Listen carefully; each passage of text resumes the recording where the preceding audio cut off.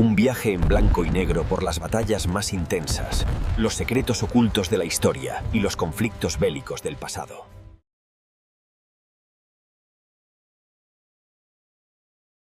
...17 de enero de 1966. El sol comienza a despuntar con una lentitud casi agónica en un pequeño, remoto y prácticamente olvidado rincón del sur de España. Un territorio históricamente castigado por la extrema dureza de su clima, donde la tierra agrietada por la sequía se confunde en el horizonte con el desierto más absoluto, árido y salvaje de la península ibérica.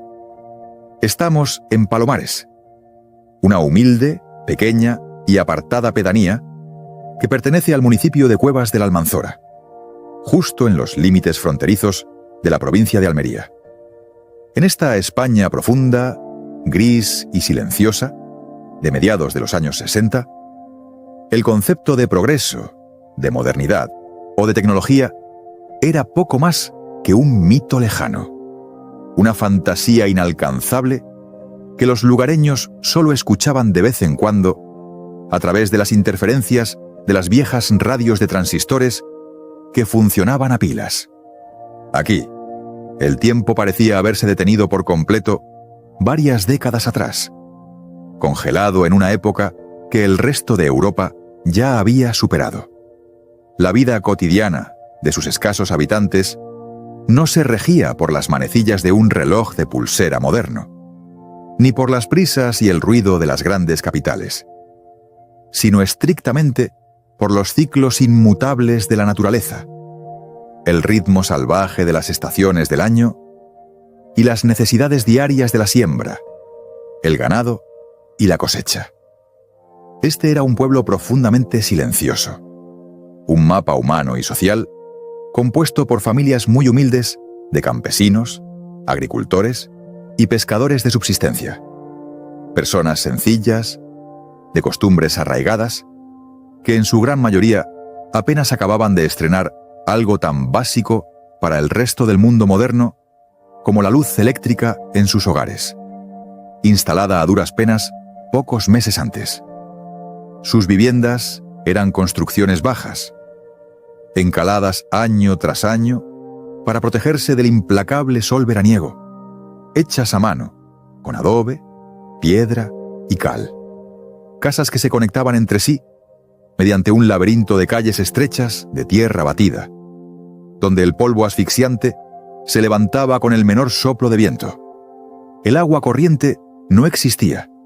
Se extraía directamente de pozos o se transportaba en cántaros.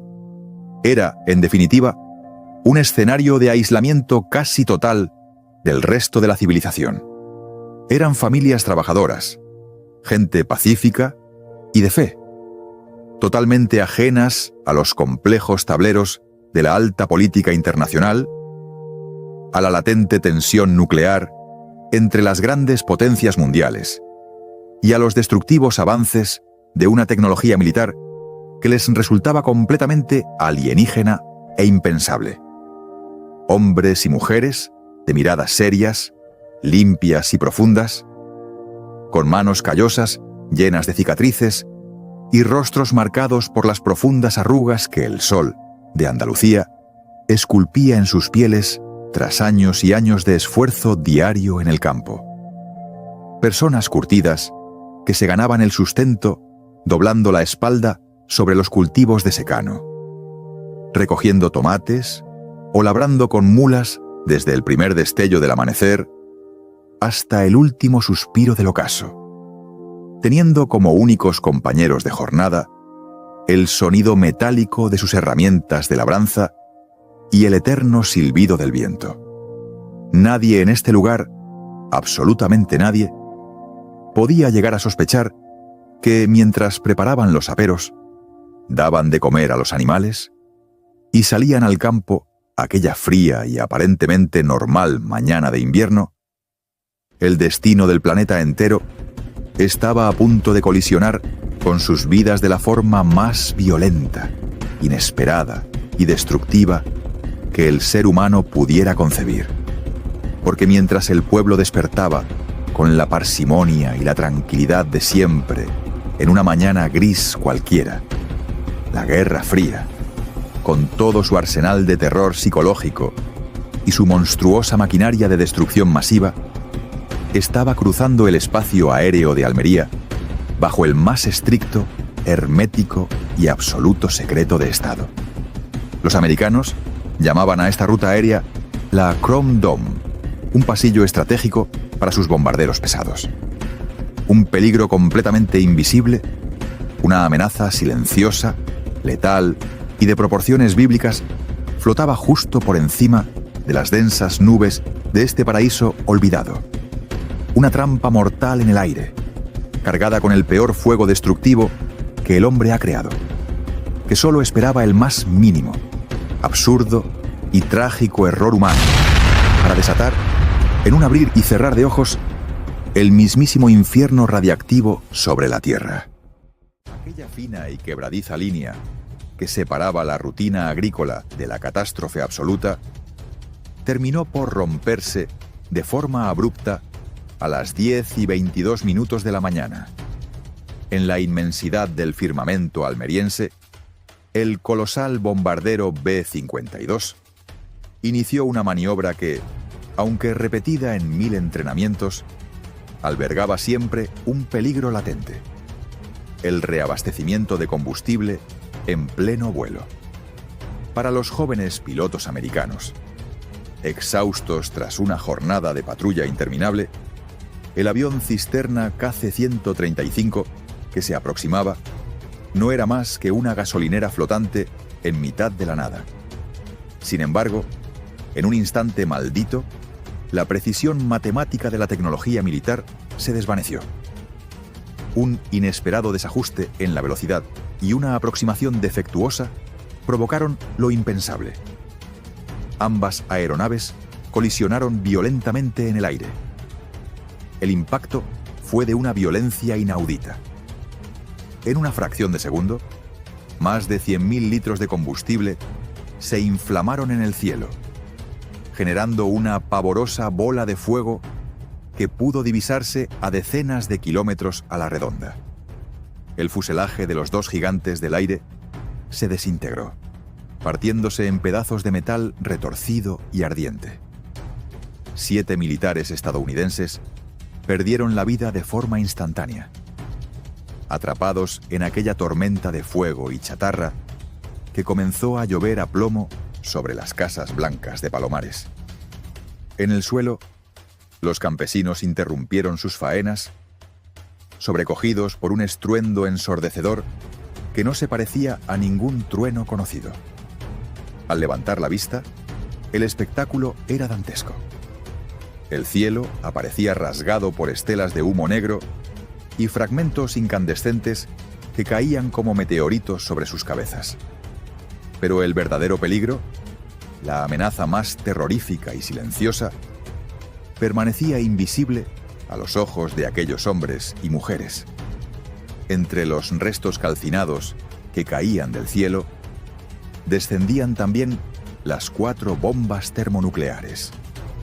4 monstruos de la ingeniería bélica, cuyo poder de destrucción conjunto superaba con creces todo lo visto en la historia. 3 de ellas se desplomaron sobre la tierra firme del pueblo, mientras que la 4ª desapareció en el azul profundo del mar Mediterráneo, tragada por las aguas a pocas millas de la costa. El azar quiso que los sistemas de seguridad impidieran una detonación nuclear que habría borrado del mapa el sureste de la península. Pero el impacto contra el suelo de 2 de los artefactos provocó la explosión de su carga convencional.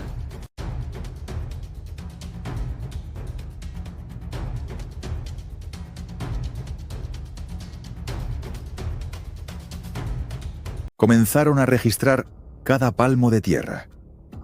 Portaban en sus manos unos misteriosos aparatos mecánicos, los contadores Geiger, cuyo macabro y constante chasquido confirmaba que la muerte invisible se había instalado en las calles de Palomares.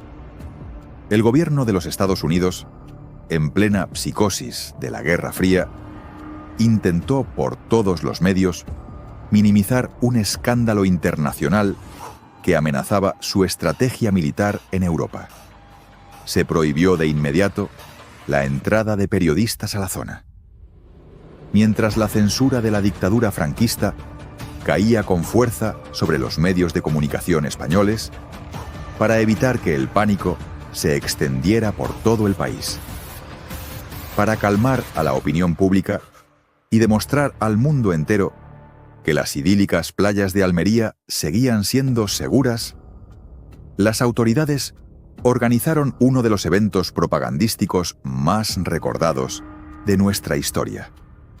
El ministro de Información y Turismo, Manuel Fraga Iribarne, junto al embajador norteamericano, escenificaron un surrealista baño en las aguas de Palomares ante las cámaras del Nodo. Aquella imagen en blanco y negro de los políticos sonriendo entre las olas pretendía transmitir total normalidad, mientras a escasos metros de la orilla, decenas de barcos de guerra y submarinos seguían rastreando desesperadamente el fondo del mar en busca de la cuarta bomba perdida. Finalmente, tras 80 días de angustia, el artefacto sumergido fue recuperado gracias a las indicaciones de un humilde pescador local, poniendo fin a la fase más crítica de la búsqueda. El ejército estadounidense empaquetó toneladas de tierra almeriense contaminada en bidones herméticos para repatriarla a su propio territorio. Pero el verdadero coste de la tragedia jamás se limpió del todo. Durante décadas, el pueblo de Palomares cargó con el estigma del plutonio, el olvido institucional y el eterno debate sobre los efectos reales de la radiación en la salud de sus habitantes. Comenzaba así una de las operaciones de limpieza, secreto y censura más complejas, ocultas y fascinantes del siglo XX. Un episodio oscuro y sobrecogedor donde la humilde vida de unos campesinos andaluces quedó entrelazada para siempre con los secretos más terribles de la era nuclear.